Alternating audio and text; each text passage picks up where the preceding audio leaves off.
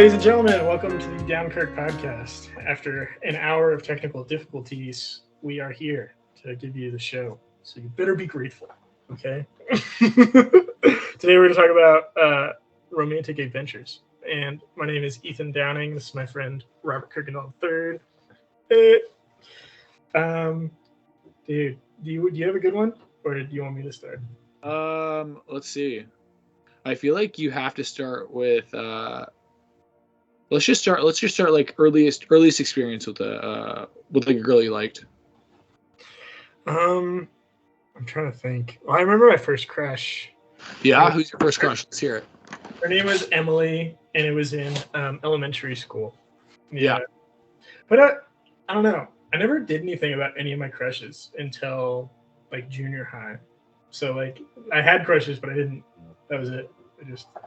They just were crushes? Well, were you hitting on girls when you were in elementary school? No, dude. I mean... Because you can't even do anything in elementary school. You can't go anywhere. You can't go on dates. Well, that's not exactly true, right?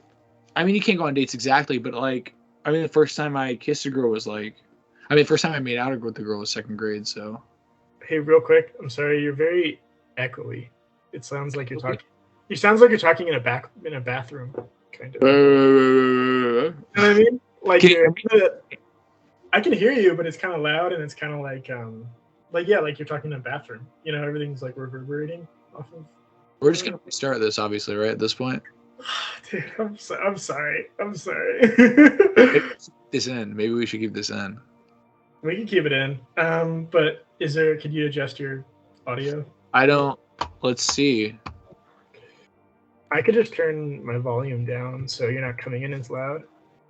Well, here, maybe.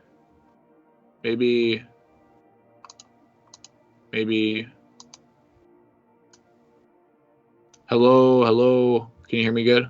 Still sounds the same. Can you turn on noise cancellation? I mean, it's on. It's weird. It sounds like you're really echoey for some reason. Can you hear me better now? Better? I need to hear you less.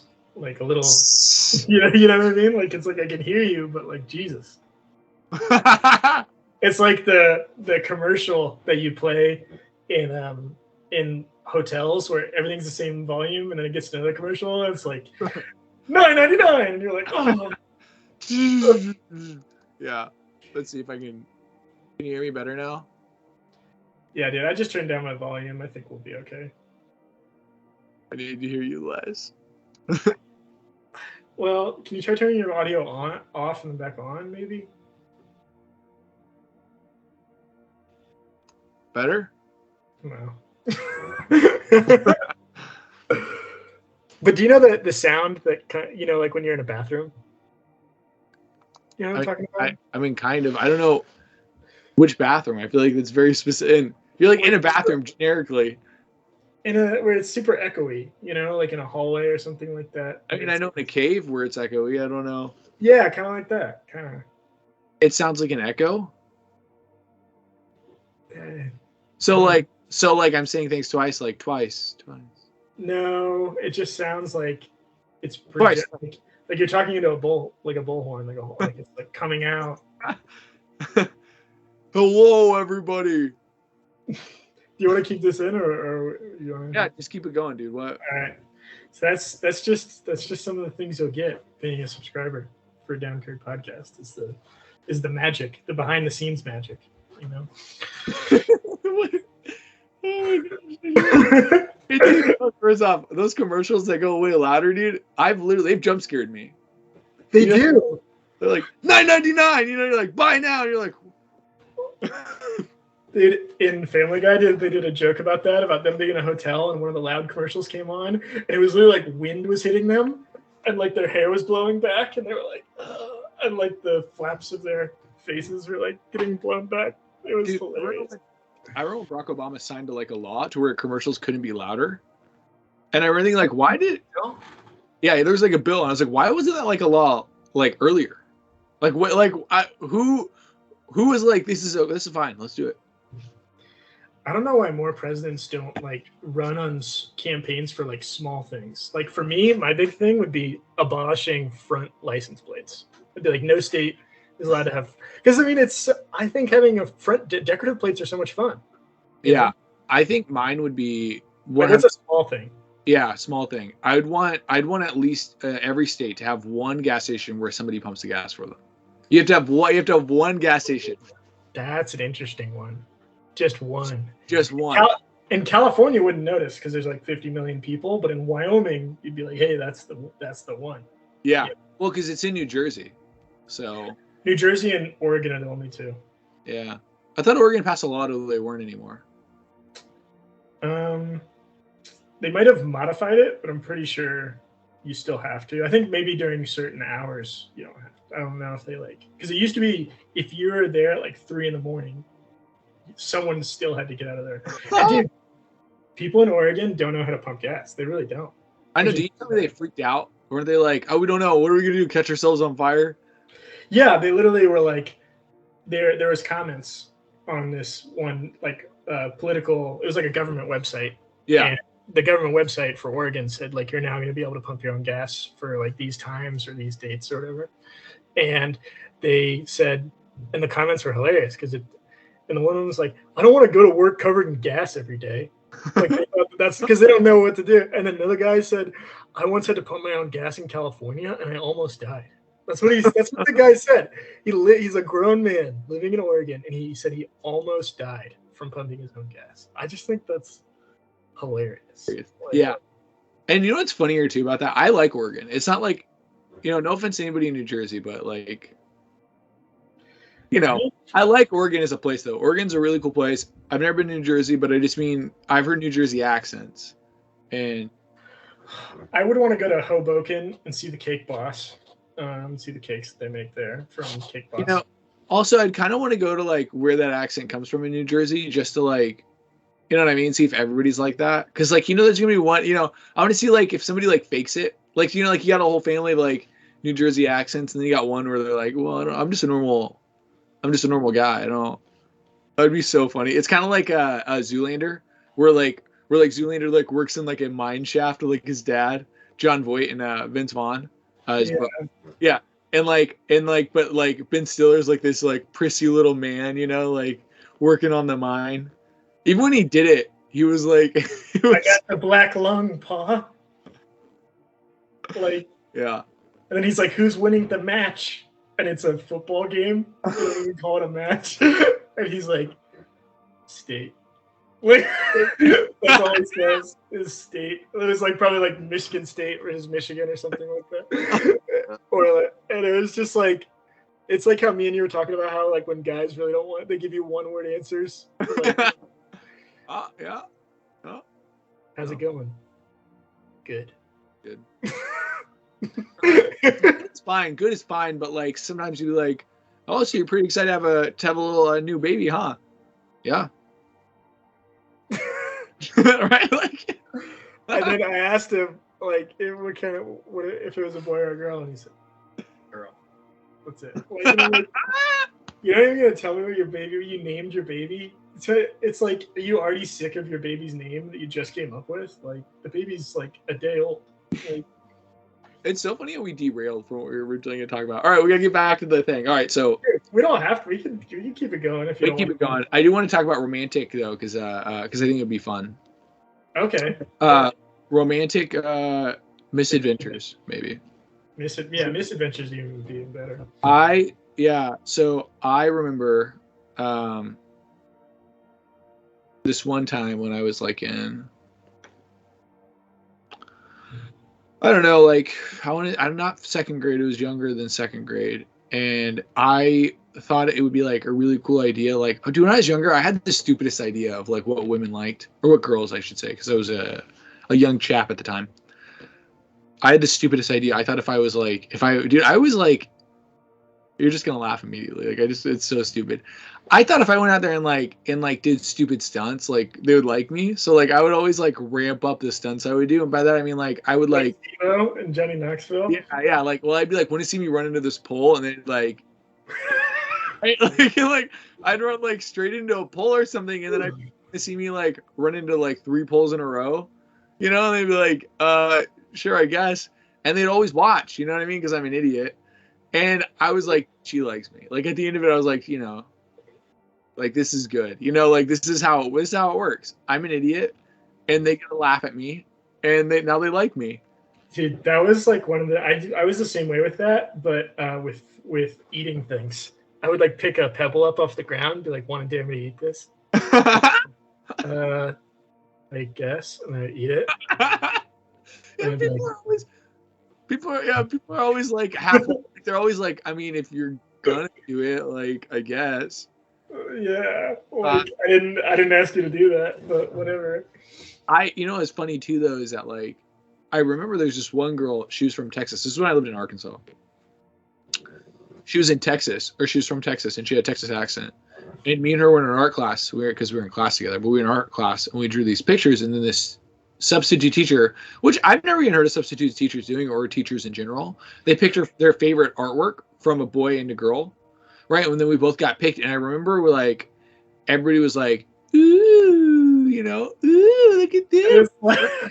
And I remember we looked over at each other. I remember, I think it's one of the first times I ever, like, as a young kid, like, blushing. You know, like, I don't, you know what I mean? I just felt like I could feel, like, a physical amount of embarrassment. You know what I mean? Like, oh, like, yeah, like, you know, like. And, dude, I remember she was from Texas, and I really don't remember anything else. I remember she liked me, kind of. She kind of liked me. Like, vaguely, she probably didn't like me at all. She probably didn't like me at all, but I probably hope she liked me. You know what I mean? That's what it comes down to. You ever do that? You're like, dude, she like kind of likes me. Like, and you're like, no. I hate thinking that there were girls that I went to school with that liked me, but I just never found out about it. Because I was always in the mentality of like, no one likes me, you know, because like if they did like me, they would at least like let me know or give me some sort of hint. But I know there had to be at least a few.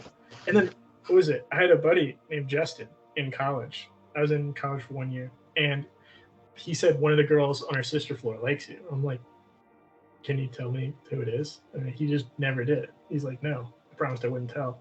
I'm like, well, then what am I supposed to do about that? There's like 50 girls on our sister floor. You want to like ask each one? Do you want to like, and it also sucked when I was single, because there's some girls that are so nice, it seems like they're flirting with you all the time.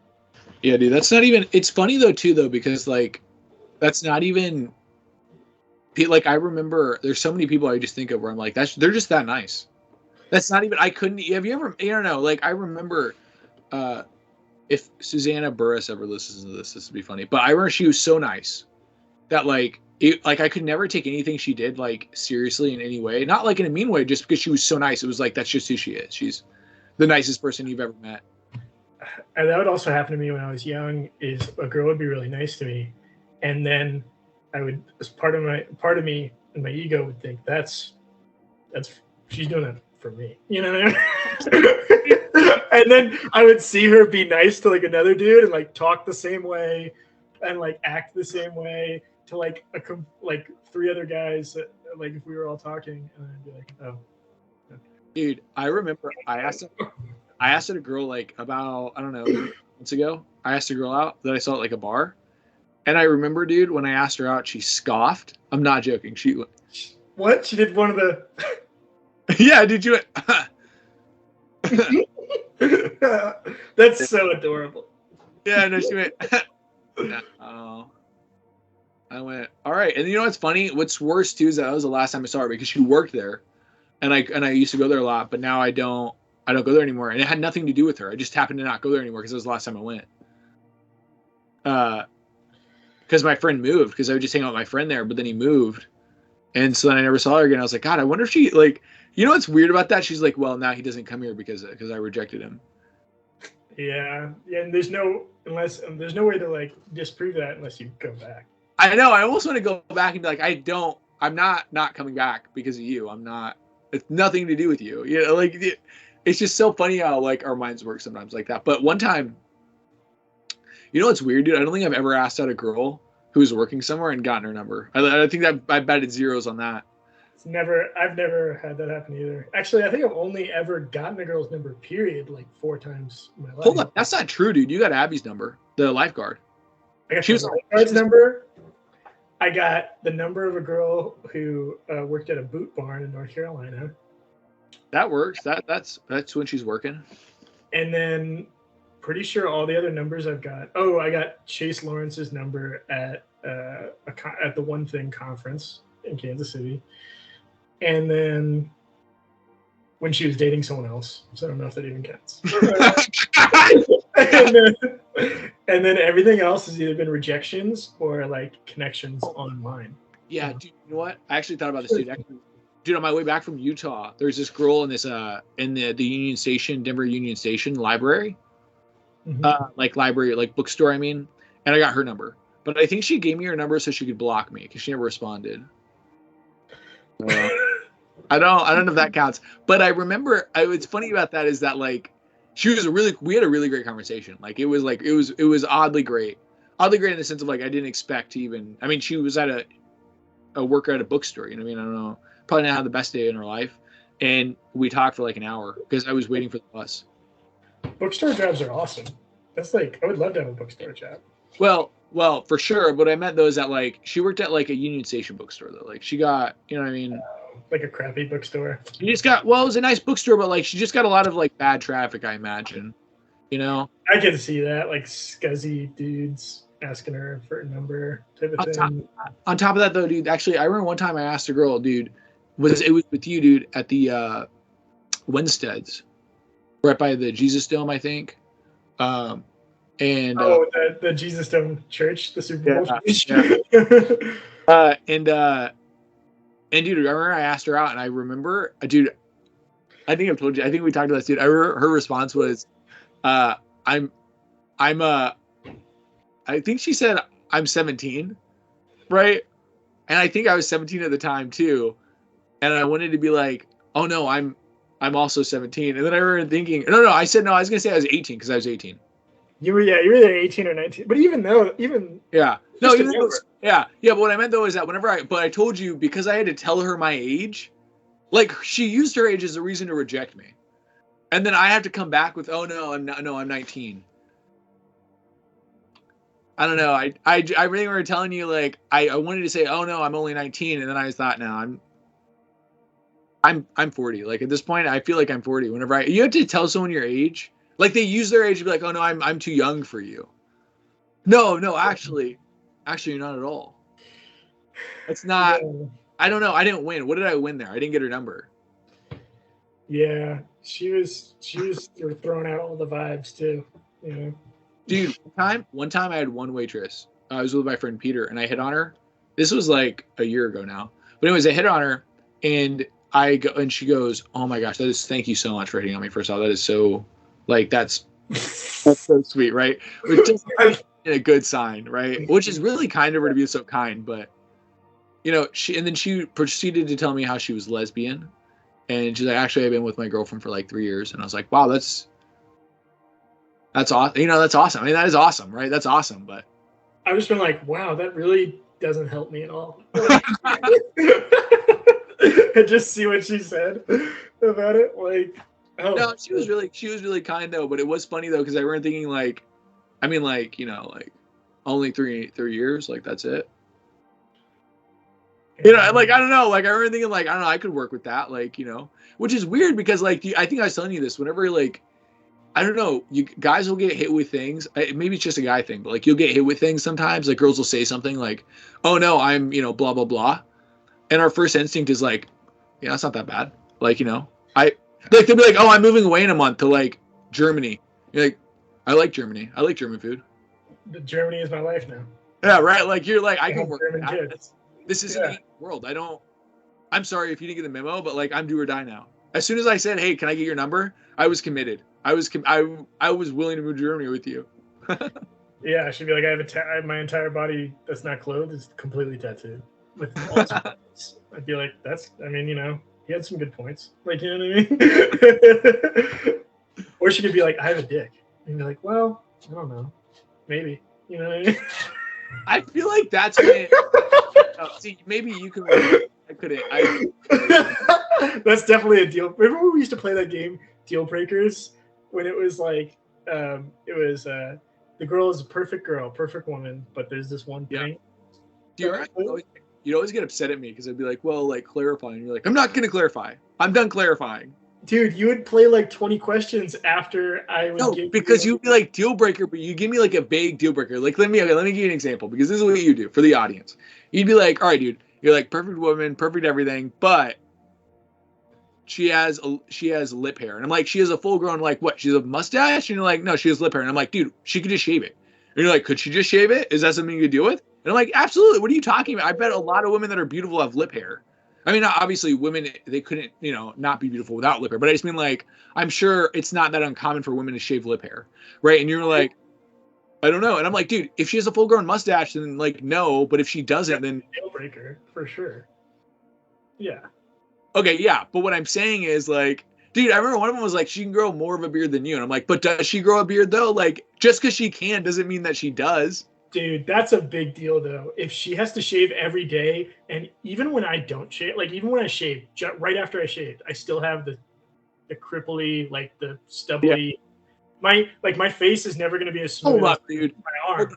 I don't think a woman. Okay, dude, if I have to come in for a kiss and I have to feel that prickle, yeah, that's a no. But that's a okay.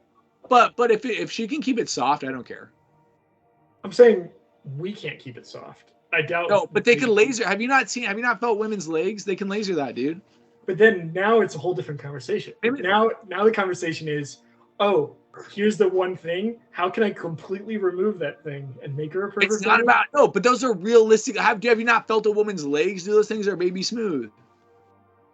Those things are smooth as butter, dude. You're like, I'm like, how? I don't. Then you make, and then every now and then, right? Like the day, it's funny because one day, the day they shave, you're like, ooh, girl, right? And then the day after, you're like, you're like, oh my, did I cut myself? What is that? Are you hiding? Yeah. No, for real. I remember one time, there's this girl, dude. I dated this girl. It's not a joke. I met this girl on Skype. We fell in love in a week. I met her on Skype. Her name was Angie, right? We met through a friend of a friend. So this girl went to our high school, and Nolan Lease introduced me to her, and then her friend is Angie, and so we met on Skype because we were all like having like a 4-way call on Skype, and we were literally talking, and we ended up like they were going to bed, and we were like, well, we want to keep talking, so we started talking, and we talked for a whole week, dude, and we ended up falling in love, and we got like really close, like really intense, and we met each other. We were like, dude, we got to meet like soon, and this is the quickest I've ever met anybody that I met online, and we met in a week, and literally, dude, when we met, it like whenever you like, okay, like let me do it this way. Whenever we went to go hold hands and like hang out, there was like this whole like, I don't know, when you go to hold somebody's hand, right? And you hold your wife's hand, you're like, this feels good. This is nice. This is I like this. Well, when I held her hand, my hand was like, nope. Nah. It was like a magnet. It was like a magnet, like when you try to put two magnets together, yeah. Our hands just felt wrong. Like it felt wrong. Like and it's funny because after that I like tried to like, oh no, like we can still make this work, and like I don't know, it was dead. Like it was when we hung out, it felt like two dead fish like trying to be like, whoa, what's up? And you're like, this is not working. It is awkward though. Like when me and Kaylee, my wife, met, we just talked on the phone, like audio only. I saw pictures of her, and we did that for like a few weeks, and then we Skyped and like FaceTimed, and it was super awkward for like the first 4 times, to the point where we're just not gonna FaceTime, like because it was weird because like she didn't know what to do with her hands, or like how to like her hands just putting up like Ricky Bobby. Yeah, like Ricky Bobby. Who do I put my hands in? I don't know. It's like you have to get over that hump, because like after a few weeks, we got so used to it that like we refused to do audio call because we wanted to see each other as well, because it felt more like No, I think. And then in person, it was like the same thing. It was awkward at first, but then all you want to do is be in person. Yeah. I mean, I think it's such a different scenario though, right? Like I met Angie when I was in high school, and I don't know, it just wasn't there. You know what I mean? Like the fact that like and plus we were so intense. I don't know, like I met a lot of girls that I've been really intense with really quickly. I remember this one time where I went on this date with this girl, and I remember when we went out to eat, we got chicken strips. I remember this so well. because I went to go and it's funny because I didn't even dislike the date, but the food, I just associate her with the food so badly. I went in to bite into my chicken strip, and it was frozen in the middle. And I remember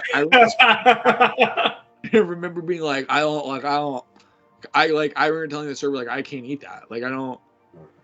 And then they're like, oh, let's reheat it. And I went, you're just gonna maybe give me a new one. I don't. So they literally like took it and they brought it back out, and they like, and instead of being frozen out, it was like a cold spot. And I just didn't eat. It still wasn't warm enough. Oh my It wasn't even warm. It wasn't even warm. And I remember, and I kissed her, and I just remember associating her with that frozen chicken strip. And it's not her fault, but I just do. You knew that there was a cold spot inside her. Well, it's weird too though, because I remember, you know, what's weird is like my mom totally was like my wingman, dude. I remember she would drive me and whoever I wanted to go on a date with, like to like our place. We're going to go on a date. And it was really cool because my mom was like totally like, I don't know, she was like my wingman. You know what I mean? She was like, oh yeah, I can take you. I mean, it was annoying. It was annoying because, you know, she's your mom. But at the same time, like, the thing is that because everybody else has a mom, they're always like, yeah, like, I get it. You know, like, they're never like, dude, why is your mom like a mom? Like, what is going on with your mom? Well, your mom is younger than everyone else's mom your age. Yeah. So like, there is like a more of like a friendship element than a lot of this. That's true. But I mean, like, most moms are always like, hey guys, like, how's it? You know what I mean? Like, oh God, hey mom. Like, and I love my mom, right? I mean, people, you know, love their mom, but there's a little bit of embarrassment. You know what I mean? Like, I remember when I went to this party with Kayla, and this mom, literally, she was like, because it was a high school party. It was, and she was like, well, you guys know I'm not like every other mom. I'm like a cool mom. And she didn't say it like a joke, by the way. She said that like that was the first time she'd ever said, like, she didn't know that people say that as like a joke. Yeah. And I was like, that's cool that you're like, I was like, oh yeah. And she's like, you know, I'm just such a cool mom, really, like, you know. I'm like, way to go for you, like, mom, you know, you go get it. But yeah, it's funny too though, because I remember in elementary school, I remember there were like girls that I liked, and I remember the way that I like articulated the fact that I liked them was so weird. Like, I remember I had a big crush on Dana. I mean, Dana. I remember Dana. Yeah, everyone had a crush on her. Everyone did. I feel like it's so weird saying this because it's been so like I've known Dana for so long, but anyways, I had a huge crush on her, starting out, like third grade-ish, and I remember I would just buy her random things. Like, I would figure out how to get her, and I had no money. I would just give her gifts randomly. Like, I would give her a book, and I'd be like, and I knew she liked the book, and I was like, there you go, and she was like, oh, thanks. Do you know what I mean? Like, for some reason, I articulated me liking them to like random gift giving, as if that would like get you anything. Like, I felt the exact same way. I did that, dude. Can I tell you the story? Yeah, tell me a story. Let's hear it. Okay, so I had blocked this out of my memory until now. It's embarrassing. So, you know, like the swing sets, where on the swings there'll be like the little part that connects the swing to the rest of the chain, and it'll be like shaped like an S. It'll be like yeah, the part that like connects the main. And then sometimes it gets bent and it opens up, and you can like take it out and That's stuff. Yeah, like after it gets worn out and stuff. I found one of those like in the little, because some elementary school grounds will have like mulch, and some of them will have. Mine had like little pebbles, like tiny little pebbles. Yeah. Yeah, dude, you take them, you do like a scatter shot, you throw them out, and like. Yeah, throw them in kids' faces. Yeah. You just, well, even then, sometimes you like play it and you just throw them up, and you knew you'd hit somebody. Yeah, that was fun. And then so I found one of those in the pebbles underneath the swing set, and I had a crush on this girl named Samantha, and so I asked her what her favorite colors were. So it was pink and blue, and so I went home and I asked my mom if I could get color, like a paint set, and I painted this S. And I painted this little metal S. It was like this big. I painted it pink with blue polka dots. I was like 7 years old. And I'm like, if I give this to her, she's my girlfriend. That's just how it works. Like, transactionally. Like, if you give someone money for something at a gas station, that's how like a matter of fact I felt like it was. Like, if I give it to her, like, of course, like that's it. I sealed the deal, and then I gave it to her, and nothing ever happened. I don't know. She said thank you. What was her reaction?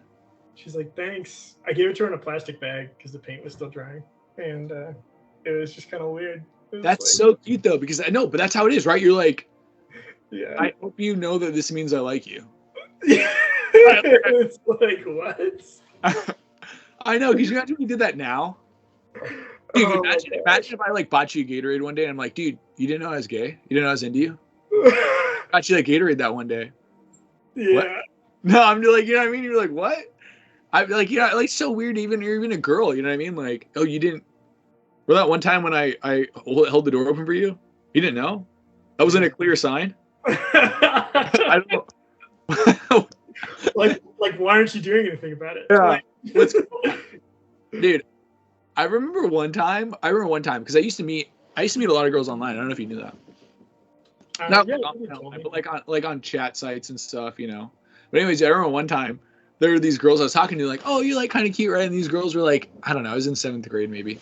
Like, oh, you're kind of cute, you're kind of, you know, whatever, blah, blah, blah, right? And then like, and I was like, oh yeah, dude, I had a big mouth on me. And I was like, I'm a pretty good dancer, you know? And so then like the whole night they were like, and I said that in the beginning, right? And so the whole night they were like, all right, well, you know, hopefully we can see you dance sometime soon. You know, I was like, yeah, for sure. Well, at some point it gets down to where like, they're like, all right, well, like we're talking and they're like, you should just dance. And I was like, I don't know, I feel kind of nervous. And they're like, just dance, you know, like, and it got to the point where they were just saying dance, you know, like dance, you know, like, and they kept on bringing it up. You know, like it all coming back around to dance. You know what I mean? I'd be like, well, how's your day? And they're like, good, but like, why don't you just dance? You know, it'd be a little better if you danced. And it got to the point where like yeah, I was just being so pressured into dancing that finally I was like, all right, fine, I'll dance. You know what I mean? Like, whatever. Like, I don't know what I have to lose, you know? And so my friend Jeffrey, I love Jeffrey. Jeffrey was like, all right, dude, like, because Jeffrey was with me. We were like, dude, it was funny because we were talking to 2 girls and it was 2 guys. But anyways, and so Jeffrey's like, dude, here, let me put on a song, right? And so he put on Lazy Song by Bruno Mars, which, by the way, was a pretty popular song at the time. I don't know if that's the song I would have picked now, like looking back on it retrospectively. But Lazy Song by Bruno Mars, you know. Today I don't feel like doing anything. Oh, well, that was Bruno Mars? Yeah. I don't want to get like, you know. But anyways, I don't want to sing the song too much and get like a copyright thing. But anyways, I can still say the name. Yeah, but I started singing it. I was about to sing the whole song to you. I was about to serenade you over here.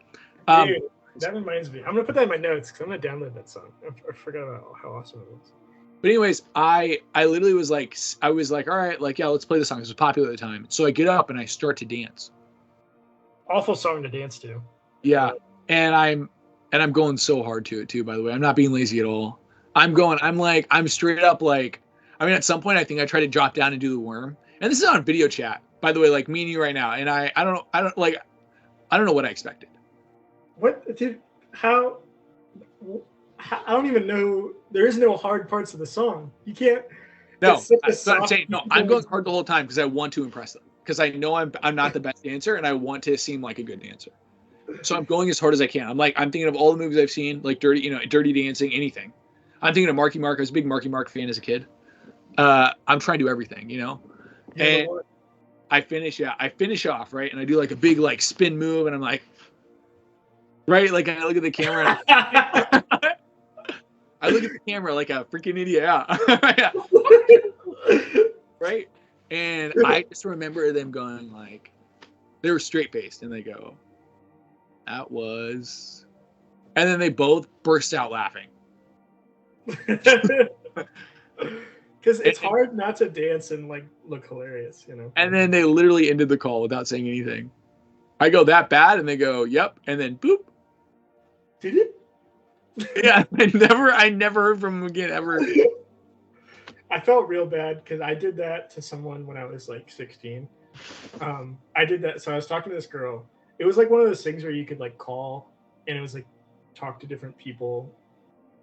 It was like an app. You downloaded the app and then you could talk to people on audio. And then I can't remember how, but I was talking to her and she sounded nice. She's like, there's something I have to tell you. There's something like wrong. And I was like, oh, what is it? She's like, a lot of guys usually hang up right after I tell them this. I'm like, oh, what is it? And she's like, I'm 40. And I just hung up the phone. After, because I'm like, why are you talking to me? I'm 16 years old. I'm okay, like, because I'm expecting you to say something like semi-reasonable, where like guys are just mean. Yeah. not I'm 40. Yeah, I know. And I was just like, well, I probably, because I remember thinking like I shouldn't be talking to like someone who could be my mom's friend, you know? A 40-year-old? Yeah. She said that like, listen, I know this is like legally borderline child molestation, but I'm 40. And it's like, but I think that to get into that app, I had to lie and say I was 18. So she thought I was 18. But I'm like, still though. Yeah. Like, that's most guys leave after I tell them this. Honestly, I thought you were going to say something like, something like, I have a kid. Right? Like something like, yeah, something like not like awful, but like, not awful, like obviously having kids great. But I mean like not like something that's not, yeah, like, well, especially if you don't have a kid already. You know what I mean? Like, so like if you have a kid, that can be a positive, but it seems definitely like it's not working for you. You know what I mean? Usually. And so I figured something like that. I remember there's one girl I talked to online that my mom cussed out because she wouldn't leave me alone. Because my mom grounded me from my phone, and she kept on calling me when my mom had my phone. My mom like freaking cussed her out, dude. It was so funny. And she had a kid, and I don't even know what I was doing hanging out. Like I don't even know. That dude, you ever get into like you ever get into a lie so deep that like you like the people that you know with this lie, like that's the only reason why they're talking to you. Like that girl who was 40, she could have said she was 25, and you're like, yeah, that's fine. Right, like she could have lied forever and said she was 25. There's no reason for her to tell you she's 40. But like that was like how it was. Like they were like, "How old are you?" And I was like, 18. And they're like, "All right, cool." And so no, I wasn't. I was like 14. I was like 18. Hey, yeah, I'm 18. And she just kept on talking to me, and she's like, "He's 18, right?" And God, I couldn't even imagine, dude. What's weird too is that her dad was like a police sheriff.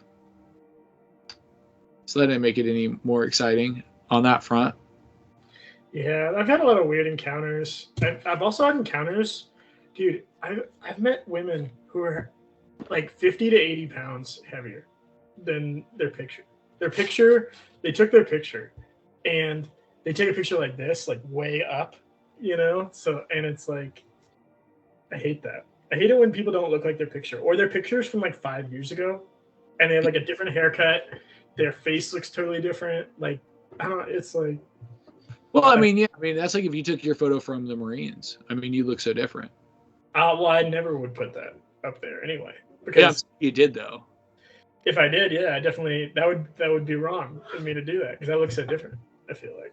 Dude, you looked like you were dead. I'm not gonna lie to you. Like it looked like your skeleton. Like, I'm happy. I was also way tanner in that photo than I was in it, like any other photo, because I was outside so much. I don't know if you noticed how dark my skin was. Dude. I honestly at first I didn't recognize you. Like, who the hell is that, dude?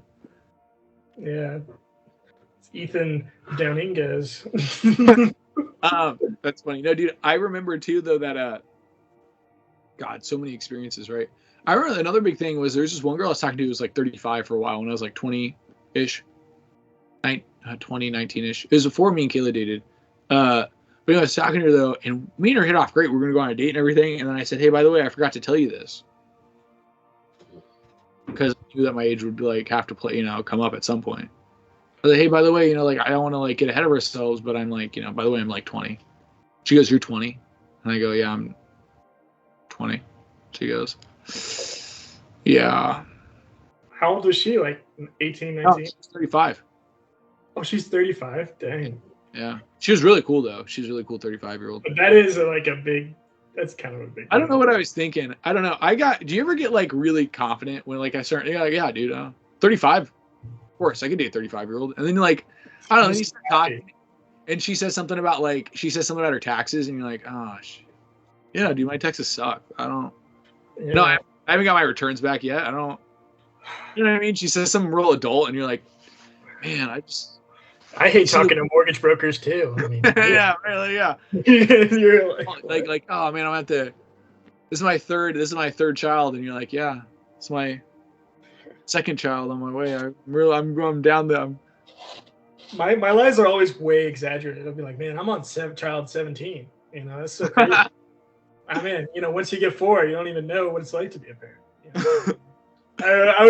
I was always like, my strategy was always like, my lie was always like 10 times more intense. I feel like my lies are like, I don't know, always like just vaguely believable, right? Like I don't, you know what I mean? Like, I don't know, but like, that's not enough. Like, I don't even know why you lie about that.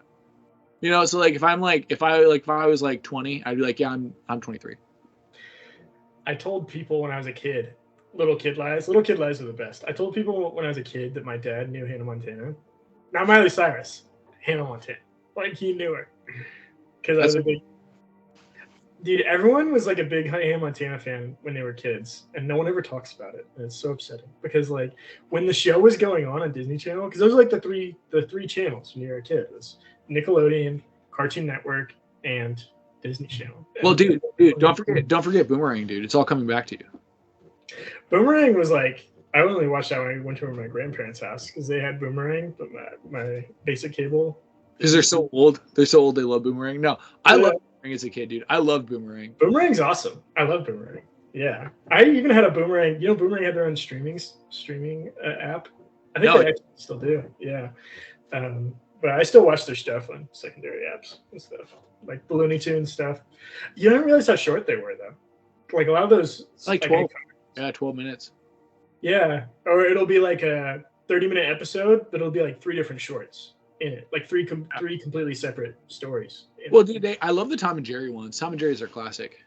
Tom and Jerry is awesome. The old ones, dude, they have certain episodes where they just shoot each other. They'd like shoot each other in the face, and like Tom would have a huge hole in his head, or like he'd have like holes all over his body or something, and it was like so funny. And it reminded me of like in the Simpsons, how they had the Itchy and Scratchy, and the Itchy and Scratchy ones were so violent, like skinning each other alive and like, dude, the Itchy and Scratchy ones were hilarious. I love Simpsons. You know, online you can look up the best of Itchy and Scratchy, and it'll show you every clip. I watched this one. It's an hour and a half long, and they called it an Itchy and Scratchy movie, technically, even though I don't consider it a movie because it's just a compilation. But it was like an hour and a half long of like the little clips from every time it was shown, from like season 1 all the way up to like season 4. And it was awesome, dude. I just sat there and just watched it because it's like, who doesn't love cartoon violence? Like it's all the great things about real violence, but way more over the top, way more exaggerated. Also, it's way more fake, right? Like, it's funny fake. You know what I mean? Like you just said, Tom has like bullet holes in him, and he's like walking around like a piece of Swiss cheese. Well, Tom and Jerry's was more fun. Itchy and Scratchy was like way more like they like blood, like way more like actual. Well, that was the point of Itchy and Scratchy, was like to like make fun of all that. Exaggerated even more. Yeah. But yeah, dude, I love Itchy and Scratchy. You know, what's interesting though is I was like thinking about how, like, I remember one time, dude, I went on a date. This was probably the coolest, not a date necessarily, but I was hanging out with a friend. And a friend. Yeah, we kind of went on a date. We kind of didn't go on a date. We just met up, right? Anyways, we hung out and we went back to her place, her apartment. And dude, we cuddled and we just watched SpongeBob. Thinking like, God, this is like, and I was like, this is the life. I don't know. Like, I don't know. Is there ever like a time, is SpongeBob ever like, can you not just pop that on and be like, man, it's still just as good as it was the other day? Like, I can for the first like 3 seasons, like were the original ones where like Steven Hillenburg created them. I don't recognize any other season.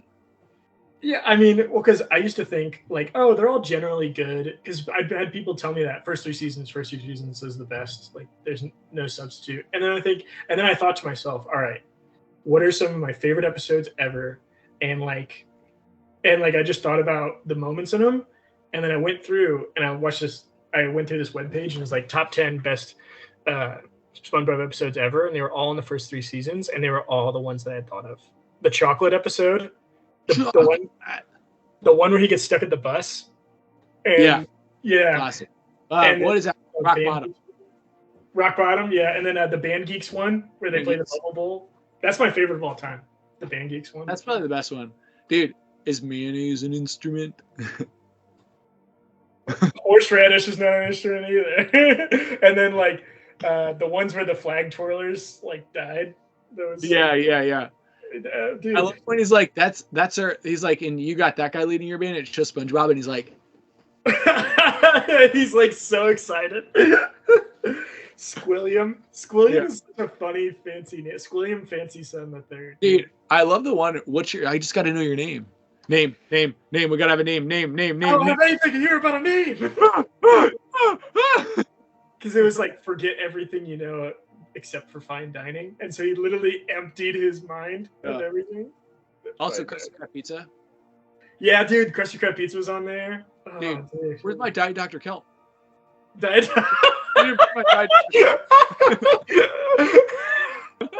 It's so funny that they said Diet Dr. Kelp. That's so funny. I was thinking of the it's not a boulder, it's a rock. Yeah. It's not a boulder. It's a rock. It's a rock. The pioneers used to ride these babies for miles. That's what I'm saying, dude. But like, they're still just as good, dude. And I watched it with her, and I just thought, I don't even need to be cuddling her right now. I could just be watching the show, and I'd be happy. After that, dude, I literally went out and I bought the first 100 episodes on DVD. That definitely covers the first full first 3 seasons, right? Yeah. Well, dude, that's the best. I think the 100th episode actually. I can't remember how Hillenburg did it, but if I remember correctly, he wanted to hit 100. I think it covers half of season 3, because I know the last episode was supposed to be, the last one was supposed to be the movie. Yeah, so I was looking into it. So he wanted the 3rd season to be the last season, and so he was making the movie while he was making season 3. So it's like while they were recording season 3, they were also have all those same voice actors just record the script for the movie. By the way, the movie is just as good as the show. The movie is. And for the longest time, I don't think that's how it is now, but for the longest time, chronologically, like story-wise, the movie is still supposed to take place at the end of the show. It's like whatever the last season is, that if they ever end it, because it's still going, but if they ever end it, the movie is supposed to be like the end, because SpongeBob becomes the manager, whereas in the show, he's still an employee. Yeah. And but I think that they've added characters now that aren't in the movie, so they either have to like get rid of those before the movie or. See, I don't even get that. I'm so confused. You know, also what irritates me is like they're just, I don't know. I'm so upset with how they manage the conglomerate enterprise that is like SpongeBob. Like, have you seen? I was watching, dude, the freaking like Camp Coral. Oh, it's supposed to be like the 3D animated like SpongeBob Junior type of thing. Yeah, dude. And I was thinking, dude, this can't be canon because SpongeBob didn't even know freaking Mr. Krabs before he worked at. But it's like Baby Krabs. And like Mr. Krabs is also significantly older. Yeah, they always made jokes about him being like 100 years old, him being in business for a long time. Remember that dime? He found his oldest dime, and it was like a huge, like overgrown thing with like a hole in the middle. Yeah. And then he's like I've been in business a long time, boy. And it's always like.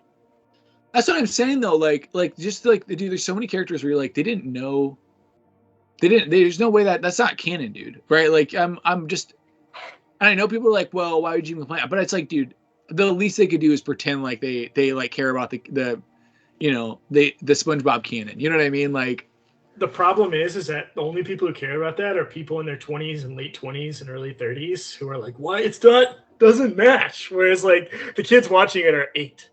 Yeah. Well, but I'm saying like it'd be one thing if Steven Hillenburg was like still alive and he's like, hey, this is what I want to do. I know he kind of like helped with it, I heard, but I'm saying like the fact that like he's not alive to like really help it grow and stuff. Just really, I don't know. That's another thing. He wanted to end it and they wouldn't let him, and so there was a guy who was like his assistant for the first 3 seasons. He was like the number 2 guy, and then I forgot his name. It was like Tim something, and he has been running it from season 4 all the way to now, and that's why it's gone to crap. Which is crazy to think, yeah. And then, but Steven Hillenburg was also a consultant, and so they would send him a raw clip of every episode, and he would also. I was like only every now and then. It was like 3 or 4 episodes a season. He would actually write himself, and he would like submit it to them, and then they would put it. So every now and then there was like a few hidden gems throughout the later seasons. I was like, oh man, that was a really good episode, and I was like, probably. I just thought of probably my favorite episode might be the one with the perfume aisle. It's the one with Davy Jones. You're good. You're good. You're good. And it's like just a frame of a ship. Like everything else is gone. Like, and they're like, the only way out is through there or the perfume section. Or dude, what about the one where Krusty Krabs is like, they think Krusty Krabs is Mr. Krabs is a robot. He's like, no, not the song that goes beep bop boop boop beep. It's the one that goes bop beep boop bop. And they're like, oh my gosh, he's a robot. Oh my gosh, actually my favorite episode is probably the one where they do the welcome to the Krusty Krab. You know, they're like, that's when they have the, now you're ready to learn the secret formula for the Krabby Patty. Do you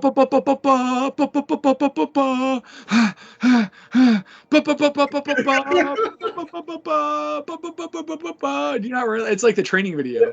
Was it a guy who was running to different horns, like from back and forth? No. It was a training video. It's like the Krusty Krab training video. No, but I remember the and then a guy panting. Oh, because he was like running out of air. Yeah, he was running out of air. But that's why he was painting though, because the burger was slowly, the Krusty Krab was, the Krabby Patty was slowly like coming closer, and he was like, hoopla! You need a lot of hoopla. Dude, that the training video was hilarious. I loved it, and it was weird because it almost felt like it was a different show. For that moment. The training video is the best. The training video is probably my favorite episode because it's so unique. Yeah, but dude, that's not even, you can't choose that as that's like choosing Ringo as your favorite Beatle. Like it's like such a different. No. That's like choosing George, and George probably is my favorite Beatle actually. George is a lot of people's favorite Beatle. Because George is probably the best musician actually of all of them. Well, in terms of playing an instrument. Yeah. But in terms of like songwriting, it's definitely either Lennon or McCartney. Well, obviously. I mean, they wrote what? I mean, not 90%. They probably wrote 70% of what we. It was about 90. Yeah. There was only a few. It was only like the later years where George actually submitted songs. And same with Ringo. Dude, have you ever had a dating experience where, dude, tell the audience about that one girl that you met in Missouri. In Missouri. Yeah, dude. So I met this girl online, and she was living in central Missouri at the time, or central, or like even eastern Missouri, like near the Illinois border. And I was near the Kansas City border on the Kansas side, in Olathe, where Bobby is. And we met online, and we talked, and we texted back and forth, and then we said that we wanted to meet each other halfway. And so I was being the gentleman. Mine was going to be like 20 minutes further than hers. So I drove like an hour, and she drove like 40 minutes roughly. And I met her, and she had the thickest, most awful, disgusting accent I had ever heard in my life. Like, so thick that it was like distracting to have a conversation with her. Did you understand what she was saying? What do you say? Did you understand what she was saying, or was it like Conor McGregor, where he's like, "Oh, I can understand what she was saying, but it was distracting how unattractive her words were, if that makes sense. And not just that, but I kept trying to want to make it a date. I'm like, hey, let's go on a date. Like, let's go get lunch. Let's go get dinner. Like, let's go someplace romantic. Like, you know what I mean? Like, and then she's like, no, let's meet at a park. And I was like, okay. And I thought, oh, I'll dress nice. I had like a button-down shirt on. I was like, I'm putting forth some effort. I drove all the way out there, and she had like a tank top on, short shorts, and like sneakers with like holes in them, and like just swinging on a swing set. And I just talked to her at first while she was swinging on the swing set. I'm standing there, and she's swinging back and forth, and I'm just that's like that. The feeling of like, now I have to talk to this person for a little while. Like, that's like the feeling I got from it. Like, as soon as I got there. And she had thumbs that were like perforated thumbs. She had like a birth defect where her thumbs, like, it was like two bones growing out like in different directions. She had like an extra bone in her thumb, which was super distracting, super gross. And I just remember we didn't agree on a lot of the same things either. And it was just really weird. And then we got in an argument about the Civil War. I forgot even what the issue was in the Civil War. And it's funny to me. Hold up, it's funny to me you mentioned the thumb thing, because I really think like the thumb thing wouldn't have been that big of an issue if like for instance, if your wife had that, you'd be like, yeah, that's like if everything else was great. Yeah, right? Like these are it's because you only add these things in there because nothing else is going right. You know what I mean? Like you know what I mean? You're like, well, and of course, you know, she had these weird thumbs, and then oh yeah, by the way, also we got in a fight about the Civil War, and then you know, there's like all these things added on top of each other. Yeah. Compounding. She called me stupid for not being scared of a bee. There was a bee there, and she's like running from it. I was like, "Who cares? It's just a bee." And she's like, "You're stupid, like for not like being scared of the bee." And I was like, "She's trying to be cute." It wasn't cute how she said it. It was definitely cute about how she said it. And then I don't know. We got an argument about Civil War, and then I just drove home, and that was it. And then me and you didn't talk for like a few days because me and you were hyping me up so much. You made me think like, oh, dude, I'll give you a charger because you're probably gonna have to spend the night in a hotel because you'll have such a good date. First off, not a night in the hotel, a night in your car. Yeah, no, but like because this is right. We were both gonna have to get hotels and then meet up in the morning because of how awesome. I'm saying you were gonna sleep in your car probably. Let's just sleep in my car. Yeah, you're right. But yeah. But anyways, yeah, the funny part about this too is this is right before you were gonna leave for the Marines, and I think it's hilarious because we were like I was hyping it up because this is right before you left, a month before you left, and of course, Ethan is like. You know, Ethan's like, yeah, dude, I think it'll go really well. And I'm like, dude, you're gonna kill, because I mean, you know, you always want to hype people up, right? You always want to encourage people the best you can. I'm like, you're gonna kill it. You're gonna go in there, and dude, honestly, you might hear, dude, take my charger because you're gonna want to stay the night. You're gonna want to you're gonna want to see her the next day. You're gonna love it so much. You're gonna see her 2 days in a row. You know what I mean? Because you don't want to have to drive out an hour again to go see her. You know, and you're like, yeah, dude, it's gonna be awesome. It's gonna be wonderful. And so then. Ethan goes on the date, and I knew he was going on the date, and he comes back, but he doesn't talk to me for a couple of days. And I thought some major stuff happened, right? Like, I thought, like, all right, like, here we, you know what I mean? Like, and I remember he came in, he came. You thought I lost my virginity, you remember? You thought, yeah, I did, and he came over, and he was like, hey, dude, want to hang out? I'm like, yeah, let's hang out. And so he's like, all right. And of course, we go to McDonald's because that's where we go to drown our sorrows. We go to McDonald's and he sits me down and I go, dude, you got to tell me. I'm like hyped still. And Ethan's got this like deflated balloon kind of look in him. All right, I'll tell you. You know, like he just really, I was like, all right, dude, I feel like something good happened. That's why you didn't talk to me for a while. And then something bad happened, right? Like I didn't know what was going on. And he goes, yeah, it was awful. You told me, you're like, I wish if I could have, I would have left in the first minute. As soon as she said hi, I would have left. Yeah. I was only there for like 40 minutes, maybe. Should have been there an hour, dude. I knew all I needed to know. Right? I mean, it just wasn't a connection at all. Did you actually stop somewhere to go eat? Because you're like, I don't want this drive to be wasted. She wanted to go somewhere to eat at the end of our conversation. I'm like, hey, do you want to? And then I was like, nah, I'm not really hungry. And I just found a way to get out of there, and I just ate somewhere on my own. I did not want to eat with her. Yeah, I don't know. It just wasn't a connection. But yeah. I was like definitely sad driving back. I was like, man, I was so hyped, and it didn't work out. But it all worked out in the end. So. I was too excited for you, dude. Tell them about mini golf. That girl, you went on 2 dates with. So there's this girl I went on 2 dates with, which we still don't know if her name was Melissa or Marissa. Because we kept forgetting what it was. It's Marissa. I've always debated on that. I think we said Melissa for a whole year afterwards. During that whole year we said it, and then one day I go, Melissa, I think it was Marissa, and you go, oh my god, I think you're right. I think it was Marissa. Yeah, so it might have been Marissa, but either way, me and Marissa, we met, and she's kind of a bigger girl, which she's kind of fat, and which is okay to me. I'm okay with a girl who's got a little bit of weight if she cares about her appearance. I wouldn't say she was fat, dude. I mean, I saw her, and also I just feel like she was overweight. Also, what? You didn't see her. No, but what I'm saying is, I do think let me put it this way: she didn't seem like she was she wasn't willing to she wasn't in the process of living a healthier lifestyle. You know what I mean? I mean, for all we know, she could have been on her way up. She could have been I'm not even close to where I need to be. You know what I mean? But I don't know. Like either way, she was fat, and which I was okay with because she looked really nice. She had nice hair, nice makeup. Like she wore nice clothes. You know what I mean? Yeah. And we went on our first date to Applebee's. What are you doing? I just have an itch on my ear. Sorry. Oh, it's okay. Sorry. We'll do it live. No, but and the date went great. It was kind of, it was a little awkward, but it was still like a fun date. And then the second date we went on, totally different. Not even close. I thought she was a different person. The second date, she had no makeup on.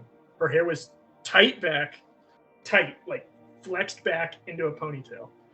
And it just didn't look very good. She had a plain pink polo on and jeans. And she was like not dressed up at all, and she looked 40 pounds heavier. I don't know what she did with her clothes or something, but she looked even worse. Like, and she had acne, and it was just like I guess I'll just smoke her and golf and leave. Like, you know what I mean? Like, what am I supposed to do? Like, 'cause it was just a mini golf date, and then she beat me, and she was not a good sport about beating me either. We had argued about the score at the end on who had the better score. She beat me by like 4 points because I thought you more. Pretend like you didn't. No, I hit 2 on that. That was I heard a birdie on that one. You don't remember? You don't really? I was debating on you go high voice. I'm pretty sure that 2 on that one. I remember hitting a 2 on that's a par 3, right? Par 3? Yeah, I hit a 2 on that one. That's par 3. Hole 5. Pretty sure about that. No, but like, it's funny that all these things that you list, like literally they only matter in so much that like you didn't actually enjoy being around her. Right. So like, again, like all these things compound because you totally would have, that's why you went on a second date with her. Well, if she was an awesome person. Yeah, she was, but you definitely have to be attracted to the person you're with. And you were attracted to her the first day enough to go on a second date.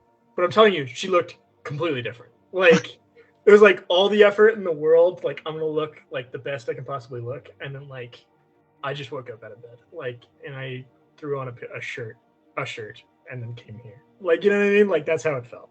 And then she beat you in mini golf. She also beat you to something else. Why don't you go and tell the audience about that? The best? What are you talking about? She beat you to something else. Do you remember? Oh, yes. All right. Let me get. Wait, hold up. Do the best thing real quick. So she went the best she could possibly look. She was like a 6. All right. And then she literally on the second date, she was like a 2, maybe a 3. And it was just, I don't know. It was just too much for me to ignore. And I know I sound super superficial right now, but she didn't really like me that much either. And after that date, I was like, all right, I should probably call her and like break up with her and like tell her that I don't want to go on another date or something like that. And then I tried calling her and she didn't answer.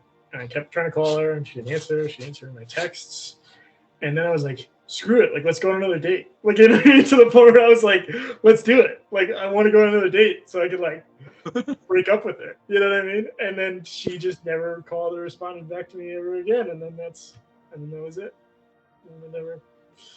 She beat you at breaking up with you too, huh? Yeah, I guess she didn't feel anything either the second time. Maybe she was having the same conversation with her girl. She's like, she was like a 6 on the first date. He's like a 2 on the second date. Maybe it's just right. She does the same 2, maybe like a 3. All right, I'll say 3. I'll be nice. She calls me Ian. What'd you say? She calls me Ian. Ian. And one day her friend's like, I think it was Ethan. That would have been so funny. No, I think it's funny, like the whole grading thing of people, because to me it's always like I feel like we're grading like steaks. You know what I mean? Like what? Oh, what kind of cut is this? What kind of? Because the thing is, like, whenever I meet somebody, and I've had this happen so many times now. Whenever I meet somebody I really like, they're nothing like they're none of the things that I thought I'd like about them are things that I like about them. You know, like I thought for a long time I wanted a girl that had a college degree. You know, a woman that had a college degree. But I met this woman that I really liked. You know, I really started. I started liking for a while, and she didn't have any degree whatsoever, and it didn't matter. I was like, I don't even care. You know what I mean? Like I'm saying, we put all this like weight on these superficial things, and that's what I mean. They only matter so far, because then like when you meet somebody, you know what I mean? Like you met your wife, right? I mean, I don't know anything, right? And we don't need to talk about that, but I just mean like whenever you really click with somebody, so many things can be passed by. You know what I mean? Yeah, to some degree. But like, if she had a face tattoo, I would probably not have kept talking to her. What if she was Taylor Swift with a face tattoo? I don't know, man. It depends on one teardrop. She's got one teardrop.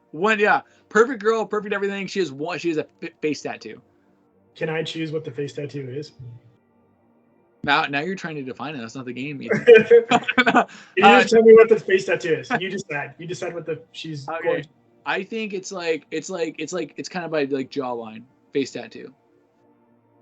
If I had to choose, I would have a tiny little heart right in front of her ear, right here. Okay, let's say no. It has to be like something like maybe it's like a heart, like it's up in this region. Right near her eyes. It could be an outline of her nose. Actually, there are girls who have face tattoos that you don't even know because they do eyeshadow. Those you can usually tell. It usually looks like a tattoo. No, but I'm saying like there. I knew a teacher who had a tattoo. It was just they do that. Girls do that sometimes for eyeshadow, so they don't have to put on the actual eyeshadow. Because the ink will rub off anyways at some point. Like the ink doesn't just stay on your eyelid; it's too thin. On certain parts of your body, yeah, I know. Like on your hand, like Brody had a hand tattoo, and it's rubbed off so much because he on the palm of his hand because he uses his hand. What? He uses his hand, right? Like that's a silly spot to put it on. Yeah, and it was a pentagram anyway, so I think he was pretty happy that it was gone. Yeah, it was before he found the Lord. Yeah. You're like it was a giant devil. So. Did he have the most tattoos of any high school kid in our high school? I think Lance did, or Cody. My friend Cody. One of the two. They got a lot of tattoos. Like our class though. That we both... What about Asif? Asif? Did he have a lot? He gave himself tattoos. What? No way. Yeah, I know Dana had a lot actually. Remember, she had like one on her neck, one on her ribs. Dude, I was just thinking though, like, I would have to say one of the weirdest things, and one of the weirdest things when you go on like dates and stuff, is like when you ask them like, oh, like okay, like where do you want to do, where do you want to go, and like sometimes they'll go like, well, what, like it's up to you, right? And like, yeah, it's up to you, but like, it's like what they do, right? Like that's how the game is played, it's up to you, but like if you make a bad decision, it's on you. It's up to you unless I don't like it. Well, not even that though. I'm saying here's my point, right? I'm saying look, she says it's up to you. It is up to you, right? I've gone on plenty of dates and they've never really been too complaining about where I go to eat, but like it's on me. But if I go to Applebee's, right? Like you were saying, you go to Applebee's, and they don't like Applebee's. That's probably not second date material. It's funny that you and if the neighborhood grill isn't good enough for her, then good riddance. It's funny to me that you and Marissa went to Applebee's. I don't know why, but that's just such a funny, like, I don't know. Where'd you guys go? Applebee's? I don't know. It just felt like a good first date place. Like I'm not gonna waste a good place on this girl and have bad memories. On top of that, though, Applebee's, you didn't. That's another thing that really sucks about meeting people online is that like you don't really have any shared experience with them. Whereas like whenever you meet somebody like through friends of friends and you hang out with them like in high school, you kind of know you guys already like know each other to some extent. You know what I mean? I guess so. But by that point, I would have already screwed things up. I like a clean slate. That's how I always was. Because like I could never turn. That's what my youth pastor always said. It's like you got to be friends with them first before you date them. And for me, that never worked. It never ever worked because first of all, I could never be friends with a girl. I've never been friends with a girl in my entire life.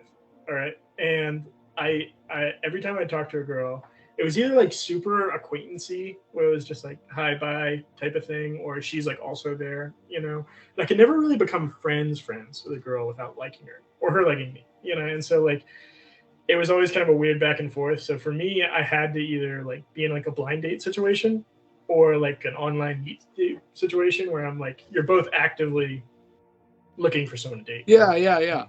Well, I mean, like. Tell us about some of the times you got friend zoned. I think that'd be good. You'd have to have a friend to get friend zoned. You know what I mean? As sad as that sounds, but that's kind of how it was. I mean, I didn't really have any like friends that were girls, really. I mean, like. Yeah, I feel like one time I asked someone out. I can't remember who it was. And I was like, I like you, and they're like, I like you too, and I was like, so do you want to go on a date, right? And they're like, oh no, I like you as a friend. And I remember when they said that, I was like, it's always, those are always, I don't know, you always see that stuff in slow motion.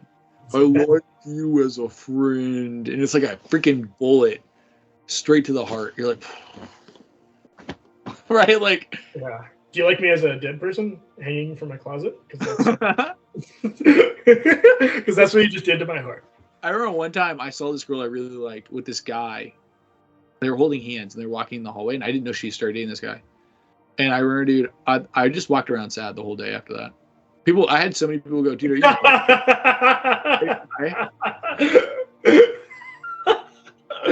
just sat the whole day. You just walked around sad. I've definitely done that. Just been like, yeah, I'm just gonna walk around sad. I remember I went to class sad. I left class sad. You play like Elliott Smith on your iPod on the bus ride home. It's by REM. Everybody hurts. Yeah, or Sleep by the Smith. Yeah, dude. Yeah. Yeah, dude. And the thing is too, you kind of, it gets to the point. You know the funny part about the sad walks? It gets to the point where you kind of like the sad walk after a while. Like you kind of like the sad walk. Like you start, it's kind of like you're feeling now. You know what I mean? Like it's kind of cool. You know? I think everyone needs a good cry every now and then. I love listening to, like, I'm the happiest I've ever been in my life. And I still like listening to sad music and thinking about sad times because it's fun. It's fun. It's fun to be sad sometimes. People don't say that. But dude, I love breakup music. I'm sorry, but like I was in a relationship and for a long time and breakup music was my jam. You know what I mean? I don't know what it is. I'm like in this perpetual state of like, I think I'm broken. Like I'm half broken up half the time. Like, you know what I mean? Like it's so weird. Like I remember I was singing that song.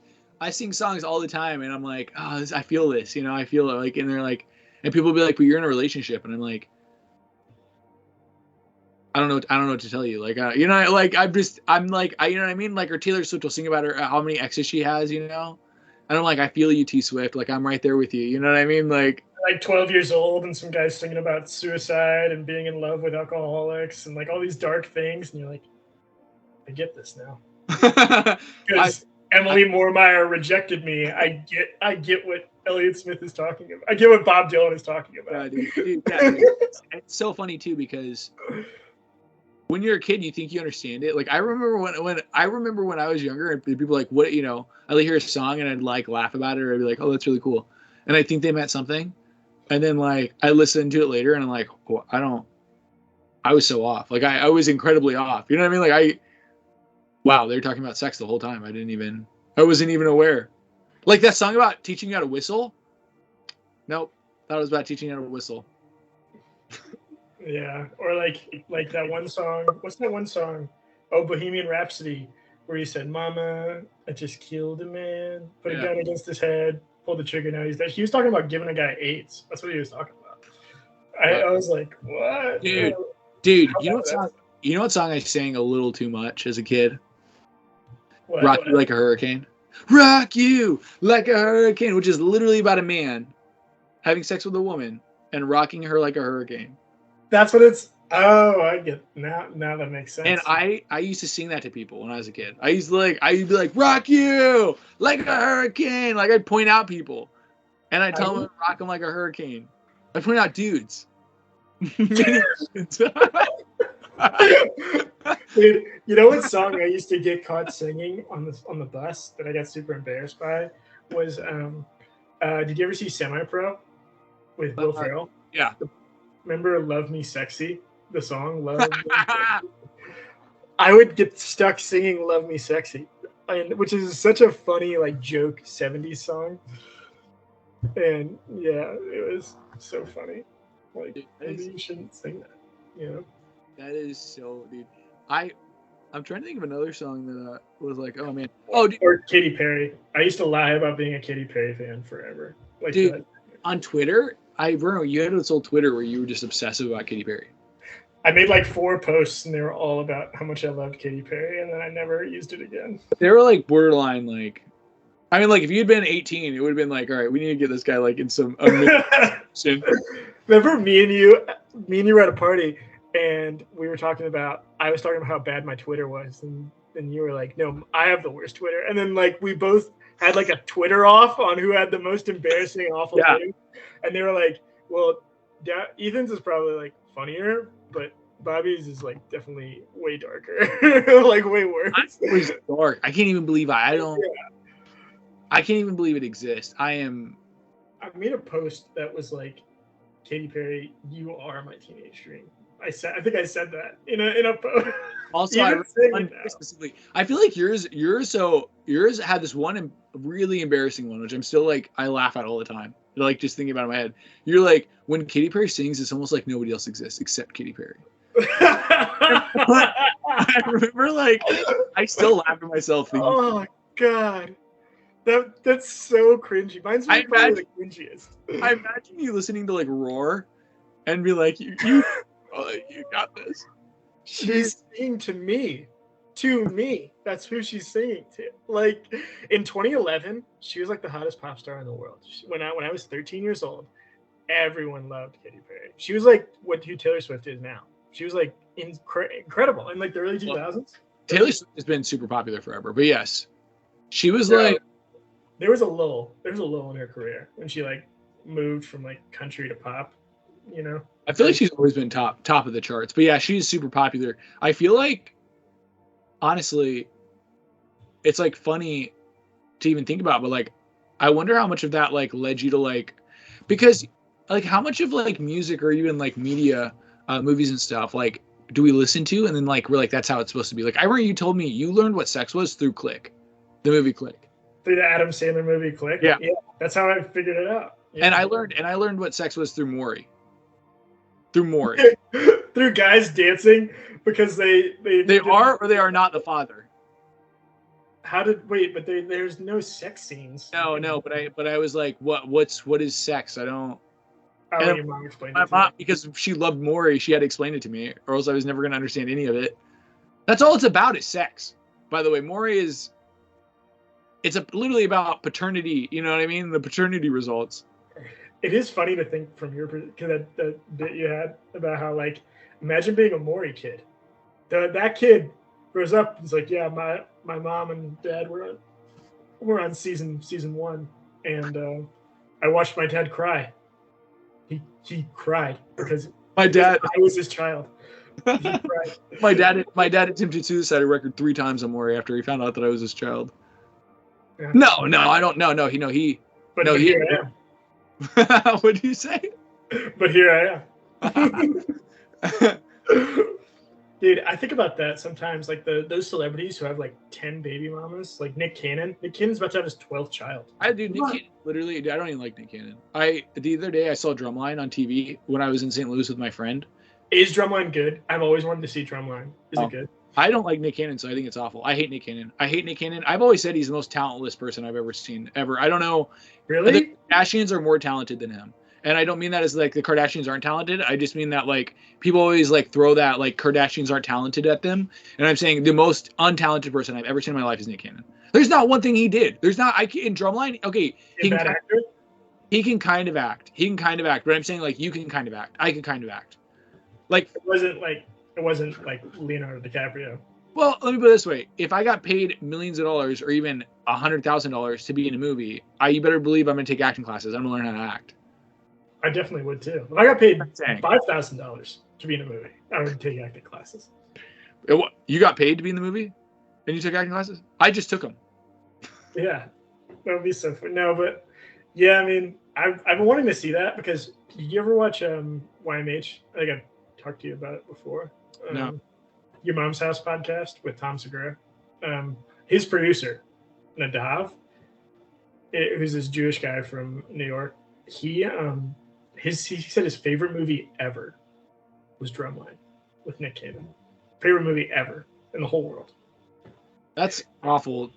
All right, can you tell me the worst favorite movie you've ever heard? Where you've asked someone about their favorite movie or a movie that they super liked, and like I remember Claire, a girl that I had a crush on forever. She said her favorite movie was Adventures in Babysitting. Remember that? The original? The original Adventures in Babysitting. That's not awful. That's not as bad as Drumline. Not as bad as Drumline. I know. Oh, Brody said his favorite movie was Human Centipede. That was probably the worst. That's got to be one of the worst. The worst one I've heard is Back to the Future 3. Back to the Future. Not even the best Back to the Future movie, by the way. Not even Back to the Future. Not even the best one. Not even the best Back to the Future movie. That's how bad it is. Oh, the lead singer of 21 Pilots, in an interview, I heard him say that The Room was his favorite movie ever. Well, that's technically the worst favorite movie ever. But that's because it's so funny. Because it's so hilariously bad. Yeah, dude, the scene that gets me is where there's a party going on, like the fake, and they're like, everyone's like, hey, let's all go outside and look and get some fresh air, or like some weird reason that they all needed to go outside except for Tommy Wiseau and the girl, and she's like, let's have sex right now, like on this couch. And like, I remember thinking, like, how insane is that? It wasn't Tommy Wiseau, it was Greg Sestero. Remember, it was his friend. Oh, was it the number 2 guy? Yeah, because that's why then Tommy walks in and he's like, don't touch me. Yeah, I remember that. It was like, that was such a bad like fight scene. Dude, to no end, I think the funniest part is when they have sex on the stairs. The worst place ever to have sex. I don't even know. I'm confused. Did they choose the stairs? Like, were they not allowed in the bed upstairs? Because there's. Did they have to walk over other couples having sex to get to the top of the stairs? And they're like, was there construction going on upstairs? They had to be on the stairs specifically. Like, even the couch would have done it. Who was on there? Was she on her back on the stairs? Because I bet her back was on fire for the rest of the day. Her back had to be hurting, bro. Because that would hurt. Have you ever? I've tried to lay on stairs before. I've tried. It sucks. Dude, No, I can't think of any time I've tried to lay on stairs. You know what's weird though? Have you ever been in that situation where like a girl like isolates you from like everything? So like hey, come over here with me or in this like area. I have never had that, but I've always thought that would be like that would be really cool. That'd be like, you know what I mean? Like, here's the thing. Even though that's like a weird scene in the movie, you're the guy. Like, she likes you a lot when she does something like that. Like, there's no doubt in your mind. You know what I mean? I keep thinking of that Andy Samberg music video. Cold breeze came in. she said cash or credit. Yeah, she said credit. Yeah. I was about to say the other one, but I don't want to spoil the movie, so don't say that one. The Room? From The Room? No, not The Room. From Sixth Sense. Do you remember the Sixth Sense line? I don't want to say. Oh, yeah. No, do you remember when she grabbed me and she said, "Come back to mine." Dude, that song is so funny, by the way. Yeah, dude, that's so funny. Or the Dick in the Box song. You remember that song? Hey, my favorite is The Golden Rule. I think it's actually a good song. Okay. I might have to check that out. I don't think I've seen it. I remember I accidentally set that on repeat in my room, and my mom and Dustin, because it was where the laundry room was, and my mom and Dustin had to do laundry, and I had to go upstairs to go poop, but I put it on repeat. So like the computer like was like still playing the song, and so Dustin had to hear the part where it goes, the whole song, and it goes helicopter, helicopter, helicopter. You remember that part? Pete, I got grounded. You had to listen to it for 30 minutes. Oh my gosh, dude. That's crazy.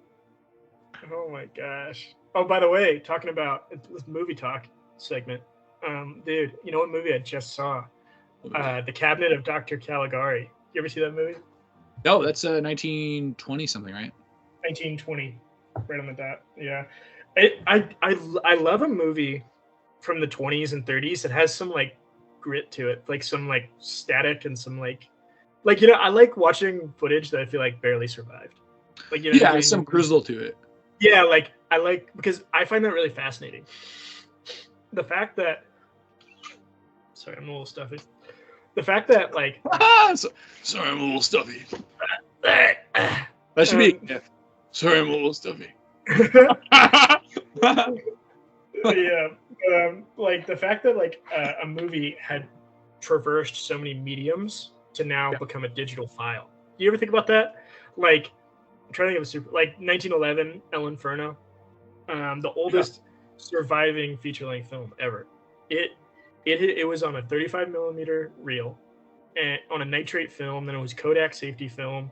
There was probably another type of film, and then it was a restored version, and then it was probably a VHS at one point. It was probably like film. It was probably put on TV. It was probably like on a DVD, and it's a digital file now, and now you could stream it just anywhere online. It's like the fact that it's survived that many hands, like that many people have like brought it to that many people, and it's still here. Oh, did I tell you I've been trying to watch a movie from every year? Oh, that's really cool.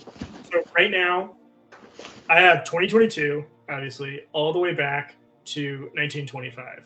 And then I've seen, I don't have one for 24 or 23, but then I have 22, 21, and 20. But I figured out, because I'm only counting feature length films, and the furthest back I can get is 1911, because I can't find another one older than that that's still around. Because the first ever feature length narrative film is in 1906. And that's the story of the Kelly Gang. So the oldest I could even possibly go is 1906, if they ever recover the rest of the footage, because that one's a lost. But what's the oldest feature-length film you've ever seen? I mean, I've seen a couple of D.W. Griffiths. He did that really famous racist movie called Birth of a Nation. I watched it for a class. Yeah, dude, I actually want to watch that because it's such a popular movie. Well, it's really infamous movie, you know. It's infamous because I know it's like super against blacks and stuff. It's really funny to me because when I've heard a lot of people like, oh, it's not. I mean, dude, it is really the most racist movie I've ever seen. Like, I don't know. Like, I don't think I've seen a more racist movie. Like no one should even attempt to defend it. Like, you know what I mean? Yeah. The only way you can defend it is because it did actually push like the medium of film forward. You know, like it's considered. Actually, a lot of people think if they actually had kept like box office numbers, they think it would have been more popular than Gone with the Wind. Because Gone with the Wind is really. My professor even said this. Actually, it was a professor that won the Oscar for best screenplay. He was teaching the class, but he said Gone with the Wind is just Birth of a Nation light. Like, it's just basically Birth of a Nation was the first version of Gone with the Wind, and then Gone with the Wind just did the exact same thing, but with color and with like all that stuff. But it's really fun. The story though. The story was very different. It's really similar. No, it's really similar in a lot of ways. But I mean, that movie though, the difference is, I will say the difference with Gone with the Wind is that it's not as like inherently racist, right? Like, and by that I mean like you could say that parts of it aren't racist to some extent. I do think there's I don't think it was racist at all. I think there's certain undertones. I think there's certain undertones of racism in there in certain ways. But what I was gonna say though is that like literally the Birth of a Nation though is about the birth of the KKK, where the KKK is the hero of the story. And it's interesting to me because like Birth of a Nation pushed so many things like forward in film. So it's really hard to like deny its historical importance. But like, oh no, I was going to say, but like, it's literally it's more racist than the Hitler movies, than the like Triumph of Will. I mean, it's probably as racist. I'd probably say it's probably like those two movies are probably the most difficult to watch. What are the racist parts of Gone with the Wind? They don't even show slavery. That's what I'm saying though. I think like the idea that it only shows the good parts of the South, like it never even shows the negative effects of slavery.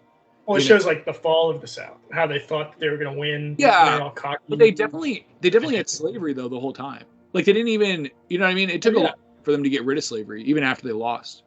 So I just mean like I think it's kind of convenient they only show the white people having fun, or like the white people like like dying. The white people in the movie were definitely not having fun. Certain parts of it though, you know what I mean? Like everybody who loves that movie, everybody I've asked, they've always said it's because it's the elegant pageantry of it. You know, the antebellum period of American history. Yeah, but I'm saying it's kind of convenient that they never show any kind of like it's like, let me put it this way. If they cut in like scenes from Roots into the movie, you know what I mean? Like I'm saying I feel like that'd be a much better film. You'd be like, well, this is at least a complete image of the South. I guess then you kind of get into the argument where there's one side where people believe that like the Civil War was mostly about slavery, and there's other side where people believe it was more about the states' rights. It's not even that though. It's not even about that argument. It's more about the fact that slavery did exist, right? Do you know what I'm saying? Well, it did, regardless. I'm saying that like they're showing you the society, but they're not showing you the whole society. If that makes sense. I can see it. I can see that. I mean, they definitely didn't show. I mean, they showed like the they had like the house slaves. Like, what was her character's name? It's such a generic name. Mammy. Oh yeah, or Mamie. Mamie might have been. Mammy. What was Manny? Hey, Manny. But Gone with the Wind was based off of a book. It was based off the book that came out like a year before. Yeah, so was Birth of a Nation. They don't mean like exactly. Really? they use. Yeah, they just mean that they use very similar techniques to get their message across. They're both preserved in the Library of Congress under the National Registry. The films. Yeah. I mean, Yeah. I think the one thing that's really dangerous with the idea. I mean, could you imagine, dude? I remember when I was a kid, I used to watch movies that were like really intense and heavy. They'd be like banned in 20 countries. So I think like if you ban a movie, I always think like you're not going to do it any favors. Like people are probably just going to want to watch it more. Just say, hey, look, this movie's racist, and let's move on. You know what I mean? I mean, like, because nobody goes into Birth of a Nation thinking that's not racist. Like, I don't know. I don't know anybody who could defend it in that way. I did meet a guy who, after Birth of a Nation, he was like, they were right. No, I'm just joking. I'm just joking. No, but I definitely. What's your favorite movie of all time? Birth of a Nation. Oh, like the one that came out in 2016? No, the original, 1915. Oh. Wait, what was the 2016 one? What was that? Was that like a remake? That's actually about a slave. They did that on purpose. They named it. It was a movie, so they did it kind of like, you know, what? How do you call that? Like, I'm trying to think of the word. They did it to basically like kind of revise the idea of like Birth of a Nation, right? To like, because the Birth of a Nation is about the birth of the KKK, so that's like the new nation is like under the KKK. So they're like, well, here's the new nation instead. This is a new Birth of a Nation for that, like, you know what I mean? It was happening in the same time period. Yeah. It was flipping the idea of that movie. Like it was a movie in response to the 1915 movie. I remember, dude, Tarantino said Django Unchained was in response to Birth of a Nation, and like first off, I like Django Unchained and I like Tarantino a lot, but Tarantino, he didn't even. I mean, it's not even responding to Birth of a Nation at all. Like you know what I mean? Do you know like Tarantino's just a straight Tarantino film? Yeah, Tarantino's response to Birth of a Nation is like, let's kill some KKK members. And like, that's not really even. Is that? And kill Samuel Jackson. Right? Yeah. No, I know. I'm saying like, was that even like a response to it? I mean, that just seemed like part of the movie to me. It was just an awesome Western where a dude like killed. Dude, by the way, the scene where he almost gets his. All right, sorry. Spoiler alert. But if you haven't seen it, the scene where he almost gets his like balls cut off, dude, does that have your like heart like pumping? Dude, that has my heart pumping. Are you not? I think you're talking about Roots. No, dude, he almost gets his balls cut off. You know, to Django Unchained. Remember, he's hanging upside down with his legs spread. You remember? And they have the hot knife. Yeah. You don't remember that? You don't remember? No, I remember now. I remember that freaked me out so much. I thought it was actually gonna happen. I don't know. I didn't. You know, I think another spoiler alert. I think the blowjob scene in Hateful Eight kind of gave me a little more. Oh God. Yeah, I watched that with my dad. I watched that movie with my dad. I don't know what I was thinking at the time. It was like 2016. I was like, hey, it has bad scenes in it, but can you just deal with it? And then he's like, yeah, I can deal with it. And then a dude's just getting mouth raped by another dude, and and he was like, that's disgusting. Did you see your dad got up and he's like, that's it. I said I could take it, but I can't now. No, he like got up and he's like, yeah, I'm not watching the rest of that movie. He got like so upset. I should have just fast forwarded through the scene. I don't know why I didn't. I was like, I felt bad like making my dad watch a rape scene in a movie. Like, dude, I think. Do you remember that scene? You know what's weird about like? It's funny that that is a rape scene, by the way. It's funny though because like whenever I think of rape scenes, I think of like female rape scenes. Dude. It's funny because like I had a friend of mine he was into horror. He's like, dude, there's this one movie, and I hated it. It was like one of the worst movies ever. It had a 35-minute rape scene. I'm like, hold on a minute. A 35-minute rape scene? I think you just saw a video of a rape. I think you just saw porn. How long was the movie? 35 minutes. Like, yeah, I was gonna say like at minute 10 of a rape scene, which would be longer than any rape scene ever. You'd like to think that like, all right, I'm gonna turn this off. Like, you know what I mean? Yeah, it's like I told you when I make movies. I told you like the reason why like I never want to have like sex scenes and stuff like that is because I feel like you get the idea, right? Like you get like people know, you know what I mean? Like you know or you don't. Like that's it. Well, I like the old curtain shot. You know the curtain shot from the 1950s where they'd show the guy and the girl kissing, and then the camera would go and pan to the curtains, and then show the sun come up, and then it would pan back to them, and the guy's like buttoning his jacket up his shirt. He's always buttoning something, right? Like they're always buttoning up. He has 1,000 buttons because he wears 18 layers. Dude, And I love the way Hitchcock did it in I told you about this North by Northwest where they jump up on a bed and then it cuts to a train because they're in a train. So they jump up on a bed, and it cuts up to a train and the train just goes through a tunnel. It's been a while since I've seen North by Northwest is where the guy keeps getting mistaken for someone else. Yeah. I'm surprised it's more humorous than it is because it's really a humorous idea. I think they were the first one to have that. Were they the first ones? Because that plot line of a guy getting confused for a different guy the whole movie and a bunch of zany things happen to him. That plot line's been done like. Yeah, actually, Hitchcock did that. The first one. No, yeah, he did that a lot. He really loved that plot. I don't know if he was the first one, but he definitely popularized it. Like he has a movie called The Wrong Man, which is, I mean, literally that's The Wrong Man. That's what that plot is. Dude, that reminds me of Yes Man, where he punches the one guy and he's like, dude, I'm the wrong guy. Well, maybe you need to start being the right guy. Yes Man is one of my favorite movies of all time. I love Yes Man for so many reasons. Maybe you need to start being the right guy. Yeah. You got a right attitude coming right. You got a bad attitude coming right out of the gate. Yeah. And then there's so many, you get the full range of emotion with Yes Man.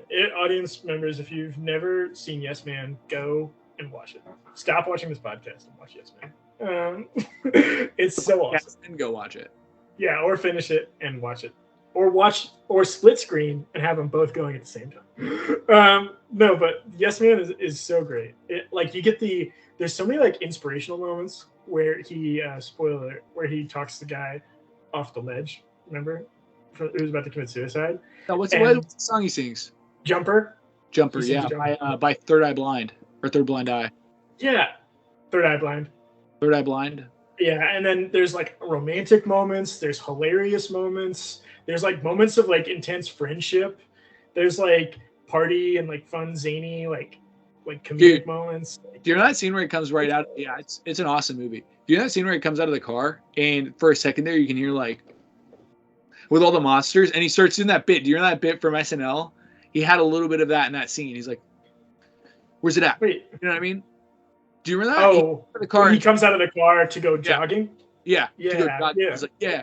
And he gets out of it because he's so pumped. You know what I mean? But he had a little bit of that from that SNL skit, which I love, dude. I love this skit so much more. Night at the Roxbury. I love that skit so much more than the movie, which I know you like the movie because the movie is funny.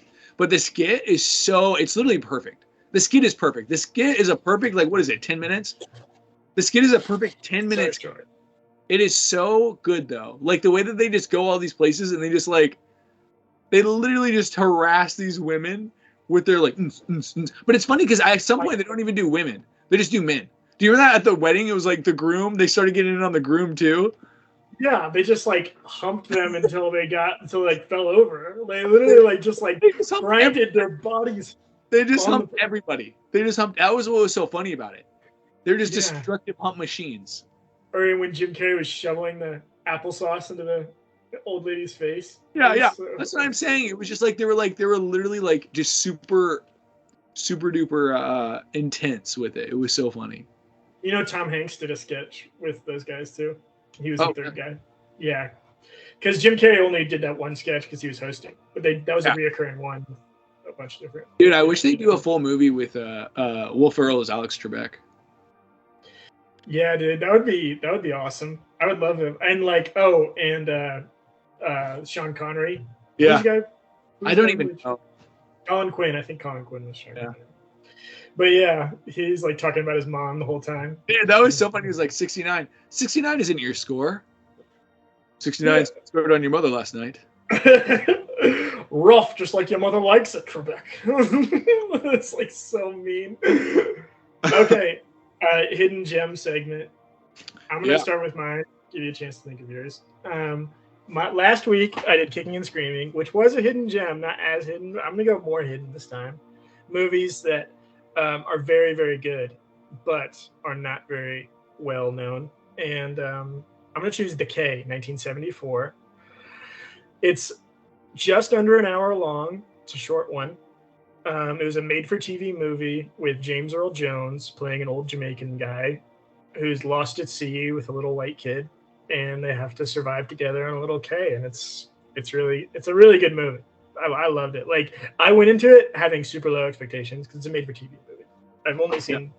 I've seen very few good made-for-TV movies, and I watched it and it delivered. It definitely will deliver, like for sure. So, and James Earl Jones has a great performance. Yeah, I've yet to see that one yet, but I remember you telling me about when you saw it. Yeah, the video quality is pretty low on YouTube, so keep that in mind. That's the only place you can find it. Very hidden. So, but it's still good. Yeah, there you go. That's awesome. The one I'm going to suggest will be less hidden this time than Imagination. It'll probably be more. Okay. Yeah, I'm going to go a little less.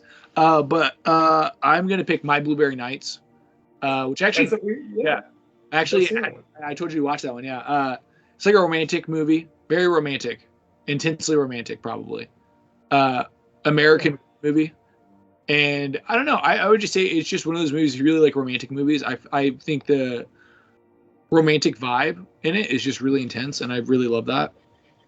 It does a good job of delivering on the feeling of somber as an emotion, the feeling of being happy, sad, the end of the day feeling. You know, like it totally delivers, and it has the only theatrical performance by Cat Power in a movie. Yeah. So that's even cooler. But yeah, I really love that movie, and I think it's just really beautiful. I loved watching it. I just love the way it's like, again, it's a road movie, but it's also super romantic. Like, it's just everything you could really want, I think, in a romantic movie. Also, I do want to say though, last night I watched Quantum Solace, the James Bond movie, right after Casino Royale, and I think that movie is really good. And I know a lot of people don't like that one, and I like it a lot. I think it's good. That's definitely just a gem, though. Everyone knows about that one. Yeah, everyone knows about that, but I just wanted to bring that up because I forgot to bring that up earlier, and I was like, oh, you know that one? Yeah, that one's not a hidden gem at all. It's just, I think, honestly, okay, so my favorite James Bond is not Daniel Craig, but I think Daniel Craig had the best run of any James Bond. Like, there's not one bad movie in the lot. There's not one movie, I mean, I'm not a huge fan of Spectre that much. Like, Spectre's probably the weakest. But, I mean, Casino Royale, Quantum Solace, Skyfall, No Time to Die. I mean, those four are like 4 of the top 10 best James Bond movies I've ever seen. Maybe 4 of the top 6 or 7. In my opinion, No Time to Die is the best James Bond movie that's ever made. Wow. I think. See, I loved it that much. Dude, No Time to Die is so good. No Time to Die would probably be like 3 for me. You and me are Lazenby boys, though. Yeah, that's true.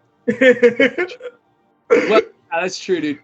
That's more of like a hidden one too, though. I mean, that one actually is hidden because nobody ever talks about that one. I don't know, man. There's a lot of people who are really big fans of the Bond series, and they know every Bond. I mean, you know, and they know that movie, On Her Majesty's Secret Service. Yeah.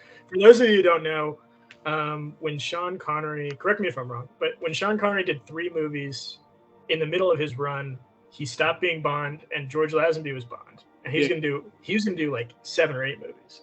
But then after one Bond movie, being the second Bond ever, he got so much criticism that he just quit. And then Sean Connery came back and did like 4 more, and then because he has a record for the most, he has 7. Yeah, no one has 7. He did 3 original, and then then he did one that wasn't like technically James Bond movie, but is. It's so because you remember that James Bond is owned by actually like a company. MGM. Yeah. They actually own the James Bond rights, but they actually didn't buy the rights to like 2 or 3 books, and so that's how they got away with like a couple of those James Bond movies that aren't James Bond movies. Like the Casino Royale one, the original 60s one with Peter Sellers. Yeah, which was a total spoof from what I hear. Yeah, exactly. I actually own that on DVD. Yeah, and then the one that Sean Connery did, I think those are the only 2, right? Yeah, Never Say Never, I think, or something like that. Diamonds Are Forever? Is that one you think of? No, Diamonds Are Forever, I think. No, I can't remember which one it is. But yeah, anyways. Yeah, we're going to have to talk about James Bond next time, dude, because obviously... Yeah, Bond is the best. Yeah. James Bond. Any final thoughts before we head out? I think the last final thought I'd like to share is that I think the really cool part about like all the funny stories, you know, about like the misadventures of dating is that I don't know, like there's such an optimistic way, like you're always going to come back from it. You know what I mean? Like I've never not met somebody later on that I liked, you know what I mean? Like I've had like the lowest of lows. You know, and obviously, like you're married, so I mean, you could attest to this to some extent. But like you get the lowest of lows. Sometimes you're like, I may never find anybody. But then you always find somebody. You know what I mean? Even if it's like, you know, that even if it's like that person who lives in a trailer park and you're like, I don't know, like they even speak English properly. You know, I mean, take them on a date and then, you know, if you don't like them, date someone else, right? Like, yeah. My dad always said, you know, love is like getting a haircut. Like, you know, if you get a bad haircut, you don't be like, I'm never gonna get a haircut again. You just get another haircut. And I'm like, well, that's kind of a good idea, but kind of really, really dumb at the same time. Because I don't know if you tell Romeo that, you know. I feel like love is more like shaving your pubes. It's messy and it's super risky. Hey, and sometimes you're kind of concerned this next time you do it, right? You're kind of like, I don't know. Should I? You know, and then no, but after you go bad one time, you kind of know how to make it a little better next time. No matter how bad things are, and even that time I called you crying because my fiance broke up with me. By the way, I can't believe we didn't get to talk about that. We'll have to talk about that next time. For sure, yeah, dude. You're always only one away. Only one. That's exactly. Unless you're a polygamist, then you're like 18 away. All right, hey, come and watch our stuff, and please like and subscribe every Wednesday at noon Central Time. Yeah. All right.